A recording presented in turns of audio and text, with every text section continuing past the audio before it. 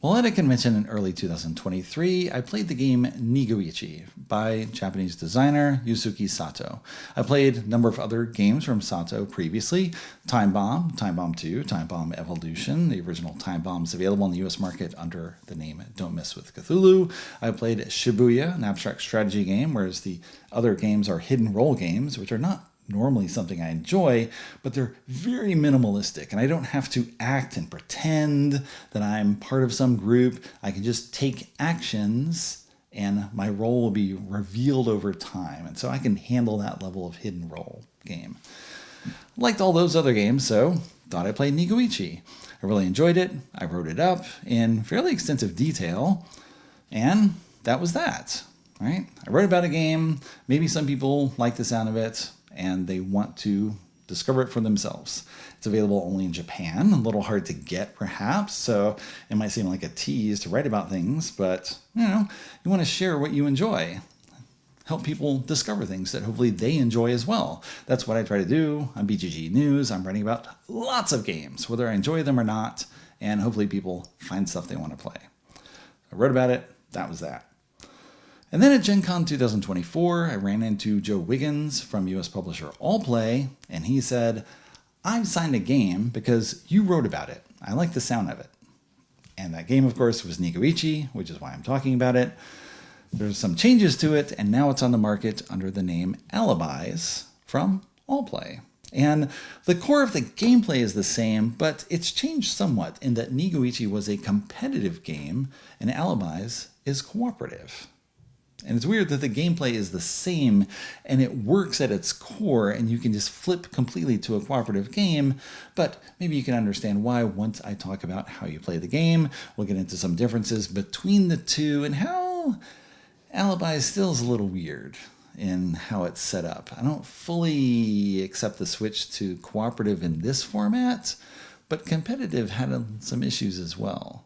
Fun issues, but issues. Here's the setup for a 6-player game of Alibis with a lineup of 13 criminals, each of whom have a word associated with them at random from the deck of double-sided cards.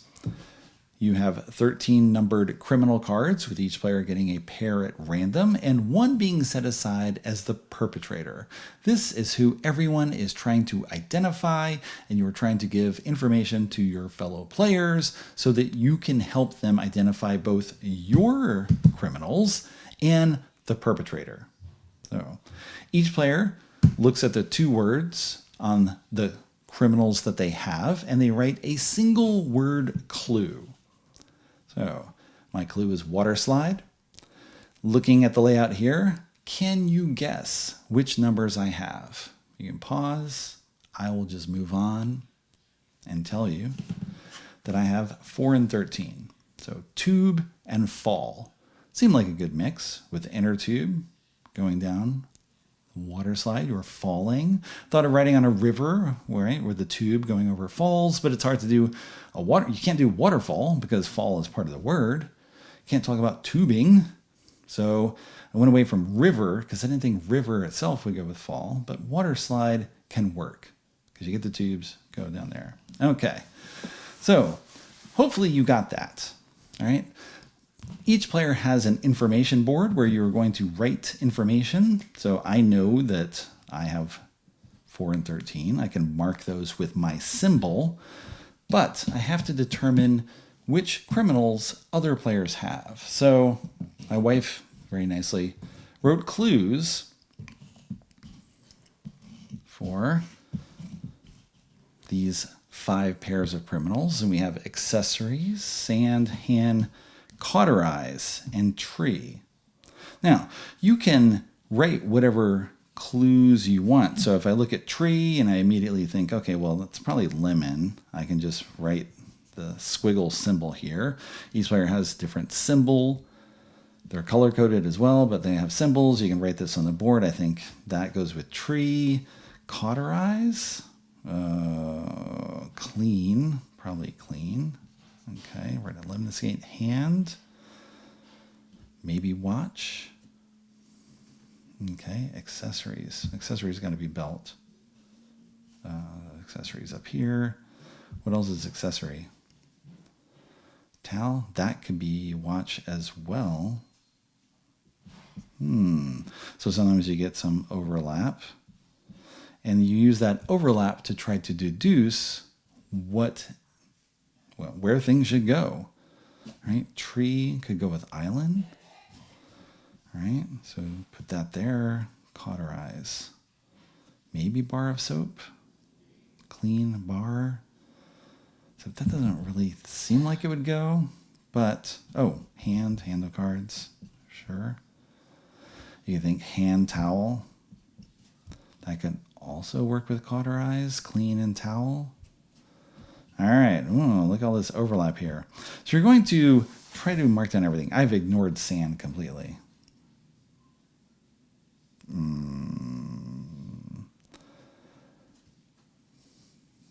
match. You heat something to clean it. 6 and 7. There we go. I think that's that. All right. Eventually, you have to settle everything down and settle on a perpetrator, right? And so you're looking at these here, trying to find out what words they have. And then if you want, similar to code names, you can sort of reverse engineer this and say, well, if I had these two clues, these two words, if I had 6 and 7, match and clean, would I have come up with cauterize? Do I think that's a reasonable clue? I think it is. So I did that. You can look at each word individually, of course, and be like, does island goes with tree and sand? Maybe. For deserted island. What does top go with? Top doesn't work with anything, possibly. Island, I've got all this, but bar can still go with hand, maybe. Right? Instead of watch, just bar and towel. Rose, I don't have anything with rose. And then you can go back and see, I've got 2 things for tree, 2 things for cauterize, 2 things for hand. Whoops, actually I've got 3 things for hand. Hand of cards. Accessories we don't have. I got too many things for hand. Cards. Maybe not bar. Hand, cards and towel, hand, sure. Bar, top, rose. I only have 1 thing for accessories. Nope, I've got 2 things for accessories. What am I missing? Sand. What does sand go with? Maybe sand's with island. Tree could be with rose. Even though, of course, it's not really a rose tree, but... All right. Top, bar, that's all I have left. Sandbar, yes, okay. There we go. There's my perpetrator. So, once everyone is set with their board, and you keep this secret, of course. I'm not revealing it as you do here. I would not be revealing my cards. But you're going to write down everything. And then people are going to reveal. Okay, water slide. And I say 4 and 13. Does anyone have 4 and 13? Did I do a good job with my clue so that you could identify that these 2 criminals have a shared alibi and they are not the perpetrator? Right? That's the concept of the game is I've got tube and I've got fall. I don't know how these words are paired with these criminals, but okay, whatever. Water slide. If someone got water slide, if someone got 4 and 13 from water slide, we remove a heat token. There is essentially too much heat in the city. We're going to lower the heat, right, to reduce the risk of crime. It's a very abstract way of scoring, but this is what we're doing here. We are trying to get the heat down as low as possible. So you want to give good clues so that you can remove a heat. No matter how many people guess 4 and 13, we remove only 1 heat. I just need to at least get 1 person to do that, but ideally everyone gets it. And then you go to tree and flip that over, and 8 and 9, lemon and top. Oh, okay. I did not get that. Maybe someone else did, maybe not. Cauterize. Oh, and I already know I do not have the perpetrator because I thought it was 9. It is not. Cauterize, 6 and 7. Got that. So 1 heat removed. Hand, 1 and 10. All right. Yay. Good job. Sand, 3 and 11. Okay, got that. Accessories, 2 and 5. 2 and 5. All right. Everything but tree. Didn't get tree. So we know that bar, right, is the perpetrator. Just from what's here. Oh, no. Bar's right there. What did I miss? 12. We know that 12 is the perpetrator because we've revealed all the other numbers. All right. 12 was the perpetrator for each person who listed 12. I did not, because I guessed incorrectly. We would remove 3 heat. And that happens for each player. So in a 6-player game, you could remove up to 18 heat all at one go. But there we go. We got this, we got that, that's it. So you're looking at the clues and trying to cross-reference everything and end up with the right answer. But you earn points along the way, or at least you can help the group earn points along the way. You want to give a good clue, and everyone has to do their part together in order for you to find the perpetrator, unless you just chance onto it. I went with rose instead of top. What would you do instead of lemon? What would you have used as a clue instead of lemon and top? I don't see top from this, but lemon, I'm not sure either. Lemon, top. If you go with a convertible, is there a particular car brand that's terrible? You talk about a hood, but you only have a one-word clue. So convertible doesn't work. Convertible might work with top, but then you might also get tube. You wouldn't get lemon necessarily. So lemon and top. That's the challenge of this game.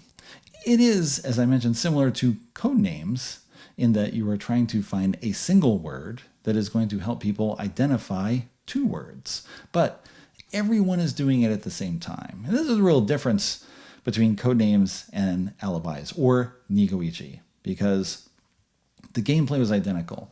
Nigui did not have a criminal theme where you're trying to find a perpetrator. Instead, it was just abstract. You had the numbers, 1 to 13. You'd put a word under each number, and you were just trying to find a number that was not paired with anything else. There was no setting, nothing else going on. How Nigui differed, aside from the setting, which doesn't do much for me in this case, how Nigui differed is it was competitive. And if someone listed the perpetrator as one of their numbers, right? So I identified 9 as the perpetrator, and this person had 9, they would get penalized because they did not, from my perspective, do a good clue, and I landed on their number. So therefore, they get punished. They would lose points. Everyone who guesses the number that you're trying to find, you earn points, but you lose more than you earn for each person who guesses you. So if you do a terrible clue, you're going to have a ton of negative points and have no chance of winning. We played multiple rounds of Nigui. Forget how many it actually last. I think 5. And I think the winning score was like 2. It was really low because it's very easy for someone to misidentify things and then you get hit. You get punished, you don't score. And then it's hard to get this because you kind of have to work with all the clues together and land on the right number. So that is still true in Alibis as it is in Nigui, but there's no downside to giving a not ideal clue except that people might think the perpetrator is one of your cards. And then you will not have heat removed and therefore you will fail as a group. It's still kind of an individual failure, but it's also a collective failure because, of course, you can have a couple of clues that are not ideal and then you're shooting more in the dark for what you're trying to guess. That's an example of a round. Now to set up for the next round, you're going to erase all these. You erase this. I'll just flip it over to get rid of that. You're going to take these cards, shuffle them up, deal them out again. And these are double-sided, so you can flip them over. You play 3 rounds total, and ideally you want as little heat as possible.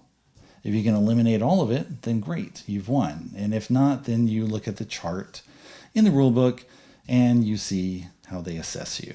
All right? It's one of those games where you don't have a specific win-lose condition, but it's more like you have a win condition and then you have win less, where if we get 10 to 14, then we're low-level lackeys. Okay. Don't quite get this. Okay, don't get the clue here. But we got all these new words. Shuffle these out. We'll just say, pretend that our criminals are number 7 and 6. Those two were paired before. Maybe I gotta shuffle it more like this. Okay. Try to differentiate it. Even though, of course, it doesn't matter now that we've changed the words. But 13 and 3. Train and sun. Train, sun. What word are you going to give to get people to identify train and sun? How do those two go together? That's the magic of the game. Again, everyone gets to be the clue giver, as in code names. I'm going to keep referencing code names because the feel of the game is very similar. You were trying to be super clever in the clue that you're giving to help people identify things, and you're not trying to trick anyone. You're not trying to deceive them, which is the same in code names. But now everyone is responsible for giving a clue to create this puzzle that you are all trying to solve together, ideally, the best way possible. Train and sun.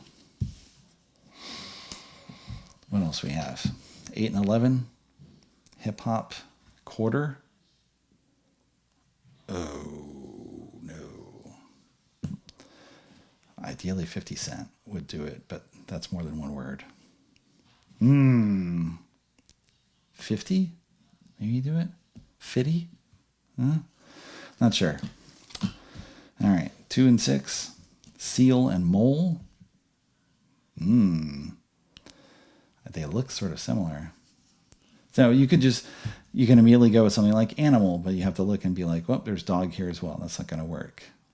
Smooth. Is smooth going to work? Oh, we also had turtle. Maybe, unless someone shaves their chest. 10 and 12. Bug and chest. Thorax. No. I forget the... Isn't thorax the middle part of an insect? There you go. That can work. I'm going to stick with that because I don't know. 4 and 7. Dog and washer. Oh, dog and washer. We know with dog washers. All right.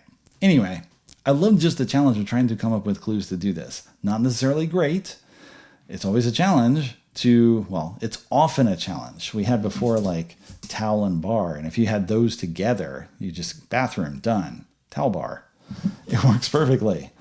All right.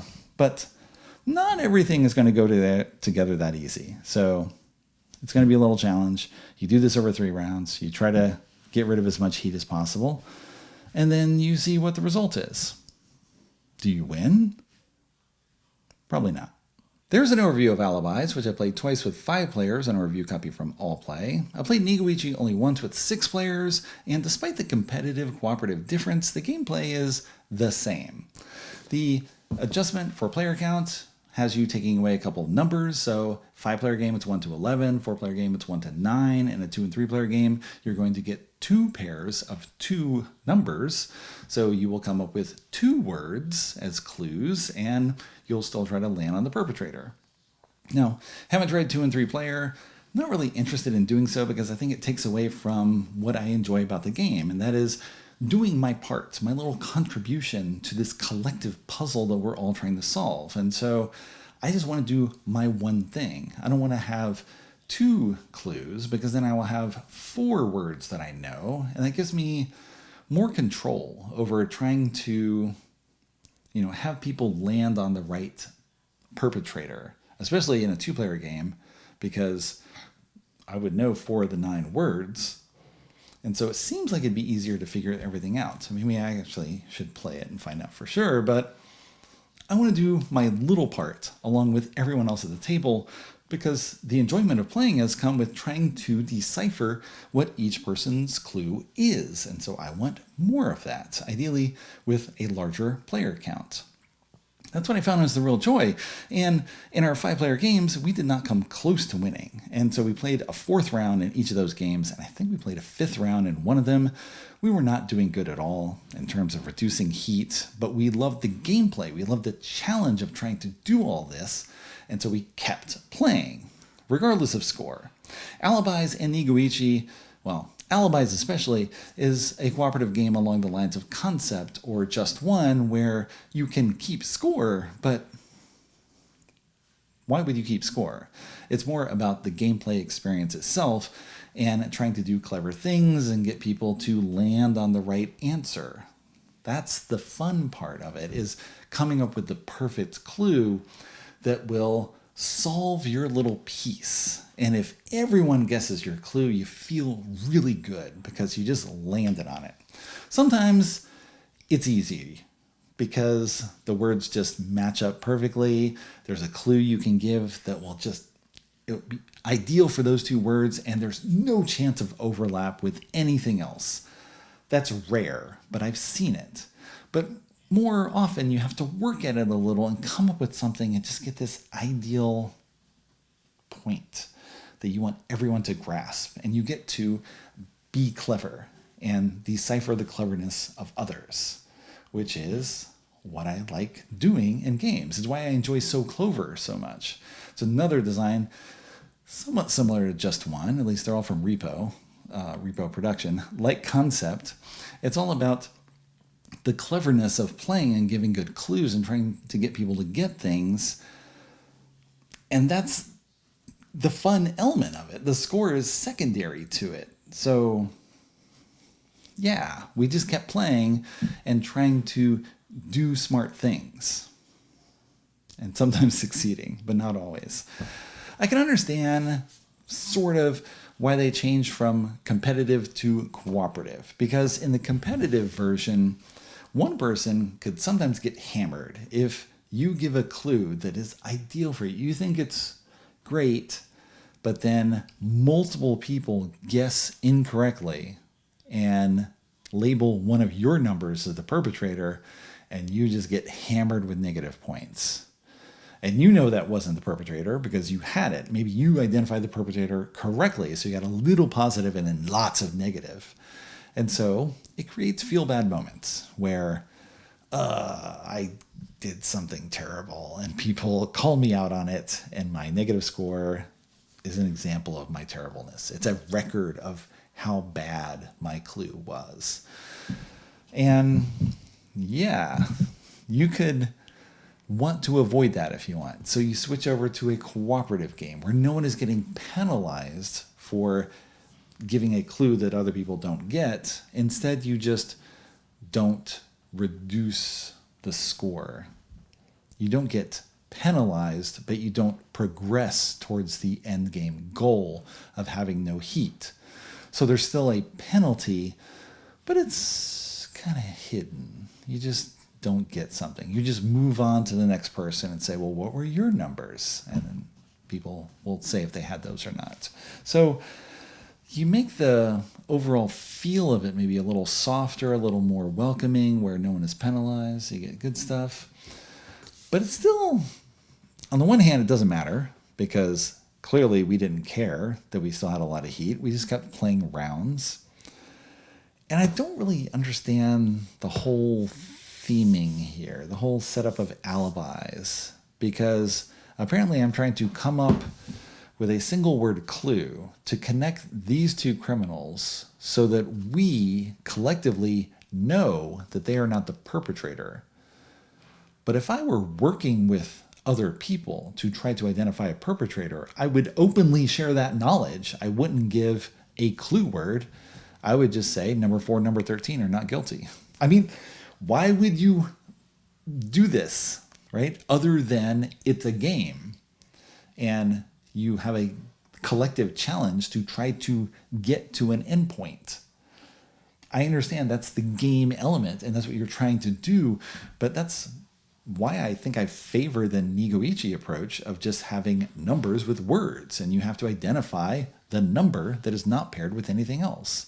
It just gets rid of the story that doesn't make any sense, that I don't have to try to explain to people and put it in some manner that they can feel like, yes, I am participating and this is my role in the story and this is why I'm doing this and we're trying to get to this goal.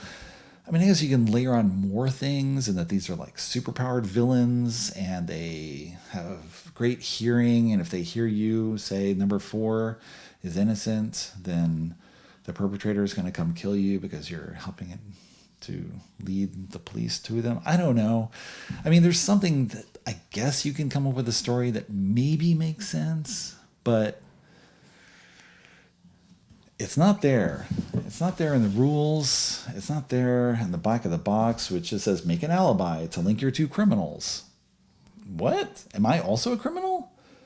Am I trying to help these guys escape? And there's one stooge that's like the fall guy. Use the other alibis to eliminate suspects. Find the real perp without an alibi. So it makes it sound like I'm trying to catch him. So why am I being all shifty with my clue? It's more like I'm going to trick my fellow policemen and my detectives here that I'm working with. Try to make it a challenge for them. I don't want to make it too easy. It's just bizarre. And I'm talking a lot about that just because I find that so wrong. Like the feel of that is so off compared to what I enjoy about the game. The gameplay is super enjoyable, but I don't like that story. And now everything has that art on it, so it's kind of hard to just play without that, unless I just made numbered cards, 1 to 13, put them down. Made a set of cards here, 1 to 13, shuffle those out and give them to people.